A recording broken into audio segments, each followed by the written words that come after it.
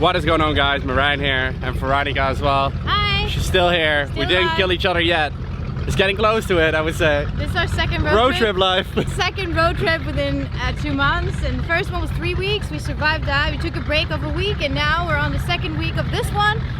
We still love each other. Still going strong. Yes. So today I'm going to combine this vlog with a Q&A at the same time, and this is going to be about bulking. So you guys asked me questions on Instagram. I got loads of them, so let's get this video rolling. Didn't vlog for the last 2 days because we ran into some technical issues, and that's also why we had to stay in Palm Springs for an extra day, because there was the Apple store and we had to go there. We went to Joshua Tree Park 2 days ago, and that was absolutely epic. We shot a lot of dope photos at the sunset, mostly of the new Crystal launch, including these limited mocha caps. So they are now live. Once they are sold out, they will not be restocked. The last ones also sold out really quickly, so make sure to be quick.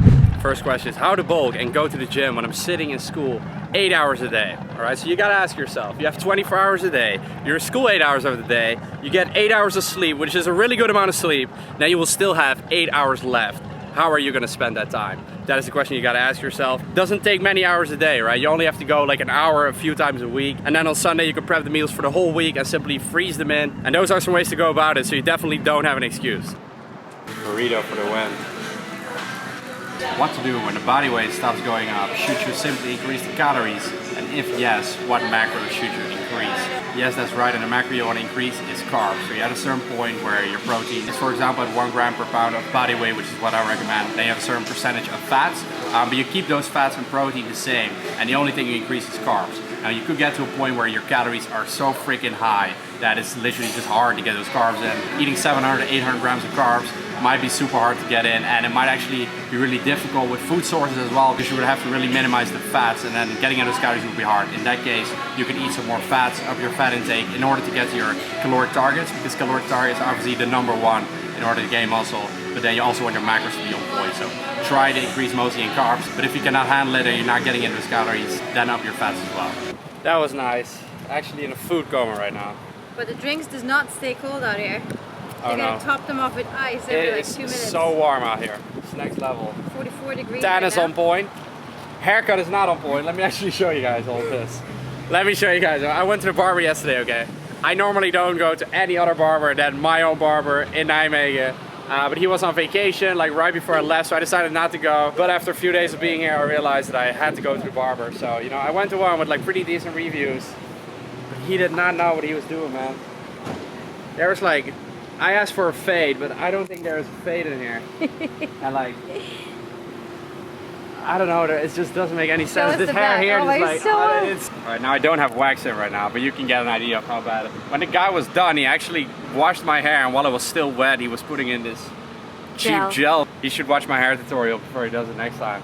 But yeah, so I asked him to literally do the sides, and I showed him a photo of how it looks, and he just grabbed the trimmer and just went all beast mode on it. He was doing it like really quickly as well. But good thing you have caps to wear. That's true. We'll go rock with the caps from now on. Yes.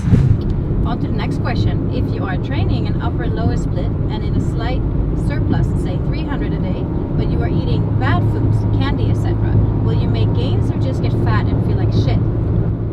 Very good question. As you can see, I'm snacking here a little bit myself.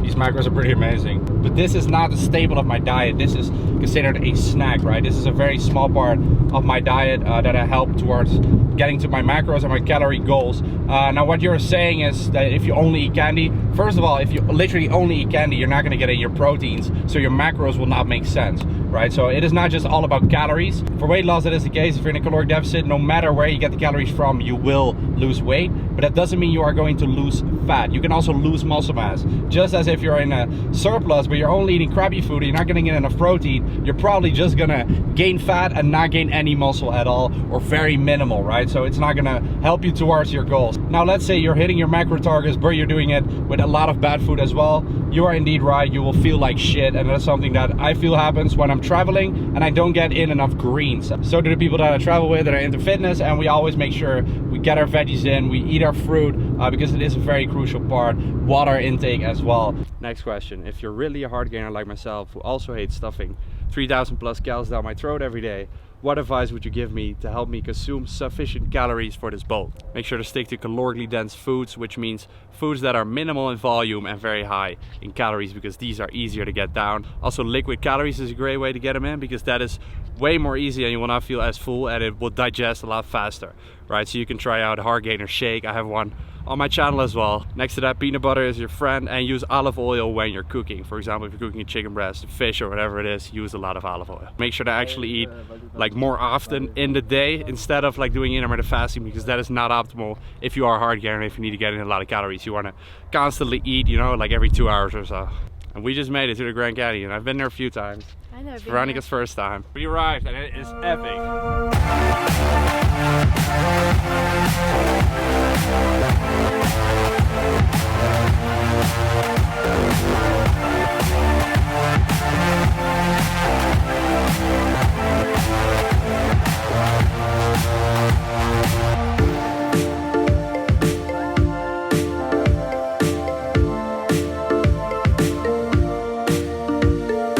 Absolutely epic.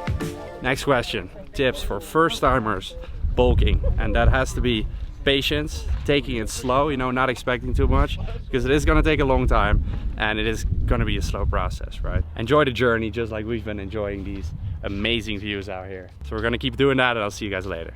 See, we're getting those greens in I talked about earlier. So normally I always order the biggest thing on the menu, but here in the US, they ain't playing, man. They ain't playing. The biggest steak was 1 pound, which is like half a kilo. It was a little too much for me. Downgrading, and I'm going for the 350 one, which is still insanely massive. Veronica's going for the women one.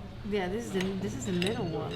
That is the little one. It's called like petite steak. It's still 250 grams. Solid, I like it. Look at that juicy madness. So next to that we got a baked potato, right? Instead of fries. We nailed it. Our steak lovers are gonna hate us for the fact that all this fat is still on the plate, because that is the nicest piece of the steak, but it doesn't fit the macros. I'm sorry. New day, new adventures, new questions. New driver and new cereal. That too. How do you apply progressive overload to isolation exercise during a lean bulk, since for those exercises it's relatively harder to increase the weight compared to compound movements? That is right, it is definitely harder, and that is why instead of the weight you want to think more in what other ways are there to overload on my muscles, such as increasing reps with the same weight, increasing sets also with the same weight, and decreasing rest time, because that will also stimulate your muscles more, right? So you don't want to just think about going heavier and heavier. There are a lot of ways of overloading. And those other ways are in smaller steps. So you want to do that first before you up the weight again. So for example, keep increasing the reps for a couple weeks, then increase the weight, and then drop the reps again. Do you train any more sessions per week / do more volume of weight training where you are bulking? I don't do any more sessions per week. I usually do 4 to 5 trainings, whether I am bulking or cutting, but I do up the amount of volume I do when I am bulking, because when I'm cutting, I always cut down my volume slowly over the weeks, because the less calories you take in, the less energy you will have during your workouts. And my main focus in the gym when I'm cutting is to keep my strength up, because that's when you're not gonna lose that much muscle mass, right? So that's what I always highly focus on. So then once I'm bulking again, I have to slowly increase that volume back to how it was. Now this is a process in which I slowly increase my volume over the months of training, because the more you eat, the better you can recover. So yes, I do like to increase that volume, but I do it very strategically. I think the camera doesn't do it justice, but these views, Epic. next level. I feel like I'm getting brain damage because it's so beautiful. Too much for the brain to take in. Yeah, it's too much.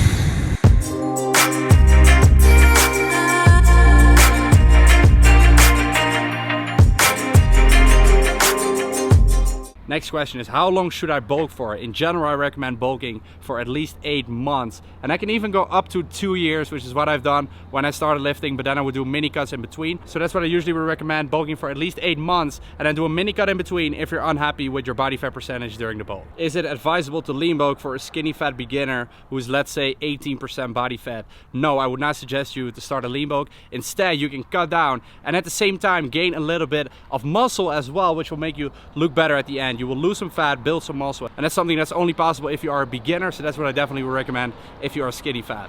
And now it's time for some food. Chicken breast, baked potato, broccoli, and a little bit of bread. Nutty Foodie Fitness says, how many capsulons will you be consuming over the bulk? To be completely honest, I haven't had a single capsulon. For those that don't know what it is Dutch fast food. It is absolutely unreal. It is the most high calorie food you could possibly imagine. But instead I've been eating like a lot of cereal, and I would rather go for pizza than kapsalon, to be honest. But I probably will have one most likely when I get back in the Netherlands after clubbing, because then it is kind of like the best. What's your typical macro percentage for fats when in a bulk? So that will usually be around 20 to 25% of total calories. One of my favorite fat sources, peanut butter for sure. How much water should you drink during a bulk? I recommend drinking at least 3 liters of water, which comes down to a little bit less than a gallon a day. Next one is, how do you know when to increase your calories when bulking? This is not only when your weight increase stops, but also when your strength is not going up in the gym. So as long as your strength goes up in the gym, that means you are progressively overloading your muscles. That means you are putting on muscle mass. So as long as that happens, you don't have to do anything. But if your strength does not go up anymore and your weight is also staying exactly the same, that's when you know it is the right time to increase your calories. Now that wraps up this Q&A. Hope you guys enjoyed it. If you did, make sure to give it a thumbs up. It's being highly appreciated. And I hope to catch you in the next video. Peace out.